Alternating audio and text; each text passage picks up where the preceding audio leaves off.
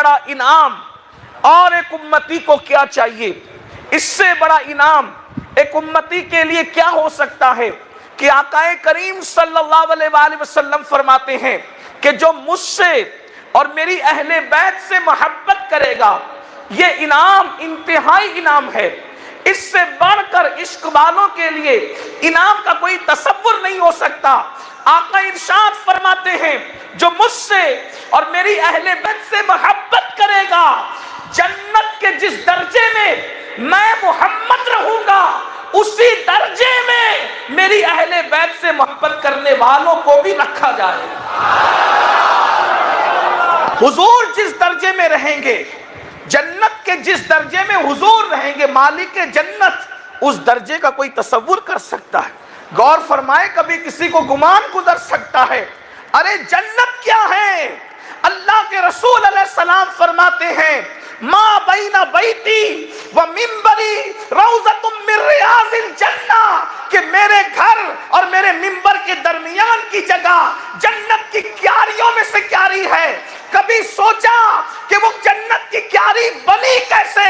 تو شاہ کہتے ہیں حضور نماز کے لیے آتے تھے، جاتے تھے، آتے تھے، جاتے تھے، آتے تھے، جاتے تھے، بار بار آتے جاتے رہے تو تلوائے مصطفیٰ اس زمین کے خطے نے زیادہ چوما تو خدا نے اس کو جنت کی کیاریوں میں سے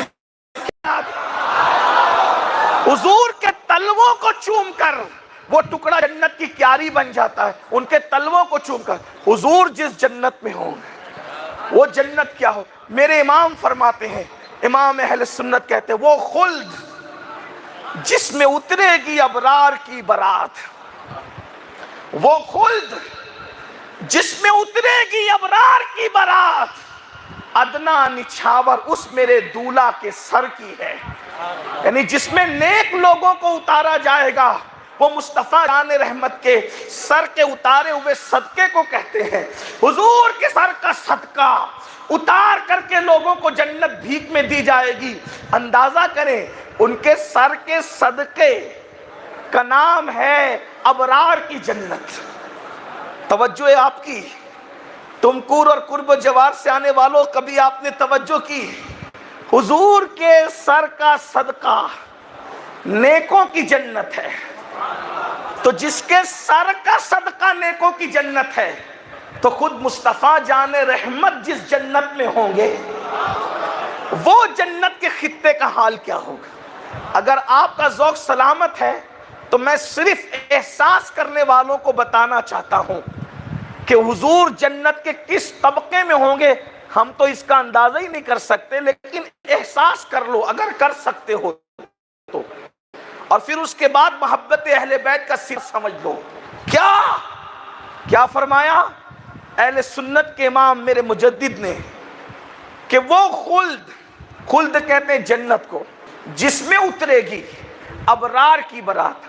ابرار جمع ہے بر کی، یعنی نیک لوگ جس جنت میں اتریں گے، وہ کون سی جنت ہے؟ ادنا نچھاور۔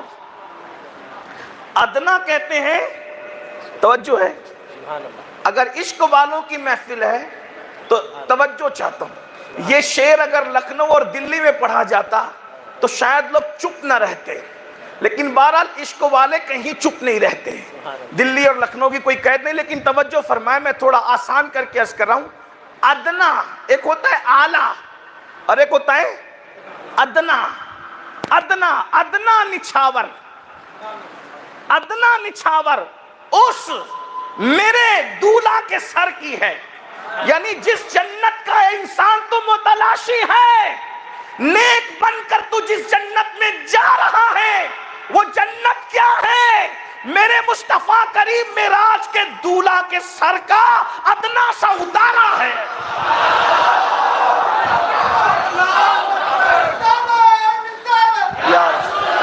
جس کے سر کا ادنا اتارا جنت ہے، جس کے سر کا ادنا اتارا جنت ہے، جس کے سر کا ادنا اتارا جنت ہے، اس کے سر کی عظمت کا عالم کیا ہو؟ وہ خلد جس میں اللہ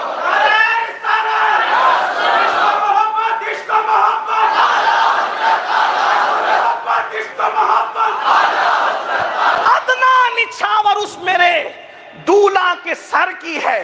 اب یہاں اگر آپ محسوس کر سکتے ہو تو پھر اس کو محسوس کریں.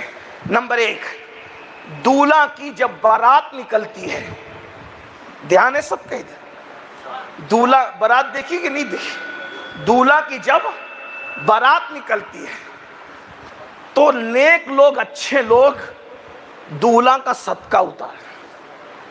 آپ کیا ہو گئے؟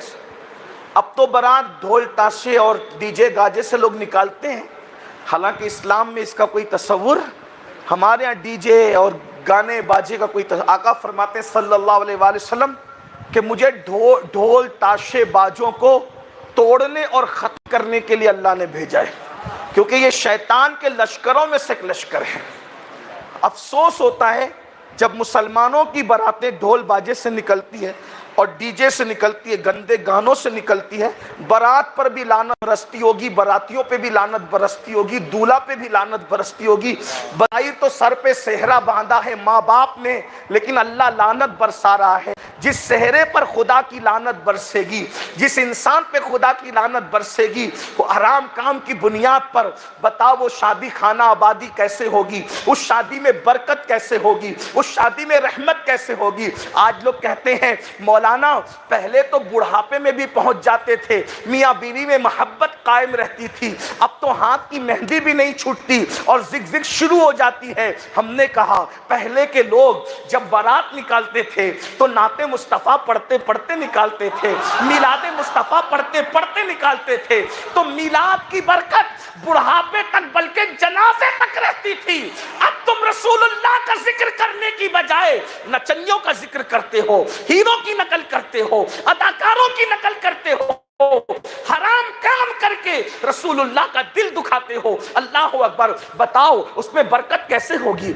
اس میں رحمت کیسے ہوگی؟ بڑی معذرت کے ساتھ آج یہ سارے حالت ہیں. بہرحال میرا عنوان آج اصلاح معاشرہ نہیں ہے، ورنہ میں اپنے عنوان سے ہٹوں گا. کیا جب بارات نکلتی ہے تو کیا اصول ہے؟ ماں صدقہ اتارتی، باپ صدقہ اتارتے کہ نہیں اتارتے؟ لیکن خاص بات ہے، غریب سے غریب دولہا کا بھی جب صدقہ اتارا جاتا ہے تو صدقہ اتار کر دولہا کے ہاتھ میں نہیں دیا جاتا.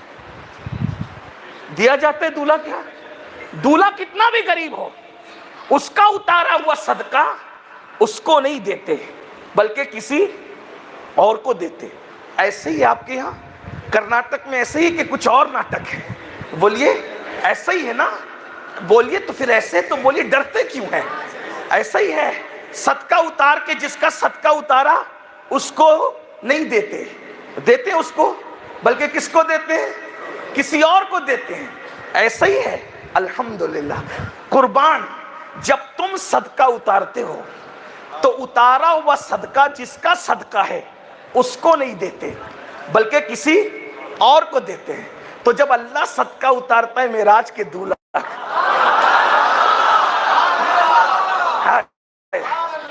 کون بیان کر رہا ہے؟ بریلی تاجدار بیان. عدنان نچھاور، عدنان نچھاور. دیکھو 1000 5000 کا صدقہ اتارو تو باپ کا سینہ پھولتا ہے، کتنا بڑا صدقہ میں نے اتارا. لیکن قدرت معراج کے دولہا کا صدقہ کس شان سے اتار رہی ہے؟ وہ خلد جس میں اترے گی ابرار کی برات، عدنان نچھاور اس میرے دولہا کے سر کی ہے. جنت کا صدقہ اتارا جا رہا ہے، جنت کو نچھاور کیا جا رہا ہے، اور وہ صدقہ اتار کے کس کو دیا جا رہا ہے؟ نیکوں کو دیا جا رہا ہے. پتا چلا جو جنت نیکوں کی ہے، اس شعر کے تحت عرض کر رہا ہوں، جو جنت نیکوں کی ہے اس میں مصطفیٰ جان رحمت نے نہیں رہنا، کیونکہ وہ تو نچھاور ہے حضور کے سر کا، وہ تو صدقہ ہے حضور کے سر کا. تو پھر حضور کی جنت کون سی ہو؟ ہائے ہائے، حضور کی جنت کا. ارے جب اپنی جنت تصور میں نہیں آ سکتی ہے، جنت کا معاملہ کیا ہے؟ بزرگوں نے کیا فرمایا؟ جو تصور میں آئے، جو تخیل میں آئے، جو بیان میں آئے، جو زبان میں آئے، جو فکر میں آئے، جو نظر میں آئے، جنت ہو سکتی ہے. جو سوچو اس سے بڑھ کے جنت ہے، جو بولو اس سے بڑھ کے جنت ہے. جنت کی نعمتیں ہم ہمارے تصور اور تخیل میں نہیں آ سکتی. تو جب تیری جنت تصورات سے اوپر ہے تو جنت مصطفیٰ جس میں حضور ہوں گے، جس میں حضور ہوں گے، اس جنت کی کیا شان ہوگی. اور آقا جس جنت میں ہوں گے، بتاؤ کیا ہم اس میں جا سکیں گے؟ بولیں. سمجھانے کے لیے، ملانے کے لیے نہیں. کوئی اربوں خربوں پتی کا محل ہو، میری آپ کی اوقات ہے کہ خرید لیں؟ بولیں بولیں. خریدتے اوقات ہے؟ اس میں چلے جائیں اوقات ہے؟ ارے جب اربوں خربوں پتی کے محل میں تمہاری جانے کی اوقات نہیں ہے تو وہ محل جو رسول اللہ کے لیے بنا ہے وہ بھی جنت میں. ارے حضور کا وہ محل جو حجرہ مبارک ہے، اس میں جبریل جیسے سید الملائکہ بھی اجازت کے بغیر نہیں آتے. میری آپ کی اوقات کہاں ہے؟ بلکہ آج بھی بڑے سے بڑے لوگ مدینہ منورہ جاتے ہیں، مگر حضور کے حجرے میں جانے کی ہے کسی کی ہمت؟ کوئی کرتا ہے ہمت؟ کوئی کرتا ہے طاقت؟ نہیں کرتا. اللہ اکبر. اگر آپ قریب آ گئے تو اب میں جلدی جلدی بات پوری کرنے لگا ہوں. ابھی عظمت اہل البیت کی طرف ہمیں آنا ہے، لیکن ذرا اس کا انعام، محبت اہل بیت کا صلہ.